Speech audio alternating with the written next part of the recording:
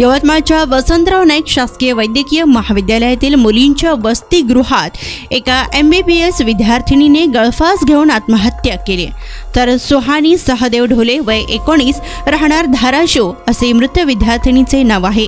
यवतमाळच्या वसंतराव नाईक शासकीय वैद्यकीय महाविद्यालयात प्रथम वर्षाला ती शिकत होती। यावेळी आत्महत्येचं कारण अद्यापही मात्र कळू शकलेलं नसून दरम्यान या प्रकरणी वडील सहदेव ढोले यांनी यवतमाळ शहर पोलिसात तक्रार दिली आहे, तर पुढील चौकशी शहर पोलीस स्टेशन यवतमाळ हे करीत आहेत, अशी माहिती यवतमाळ शहर पोलीस स्टेशनचे पोलीस निरीक्षक सतीश चौरे यांनी दिली आहे।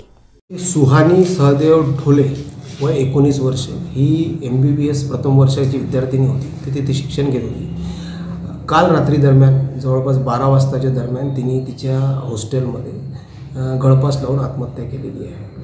बरोबर, या संबंधाने पुढील तपास काउन्सिल API काउन्सिल करीत आहे। त्या घटनास्थळावरून तिने तिच्या जवळून एक चिठ्ठी मिळालेली आहे सुसाईड नोट। त्यात तिने लिहिलेलं आहे की मी स्वतःचा जीव स्वतः संपवत आहे, यात कोणालाही जबाबदार धरण्यात येऊ नये।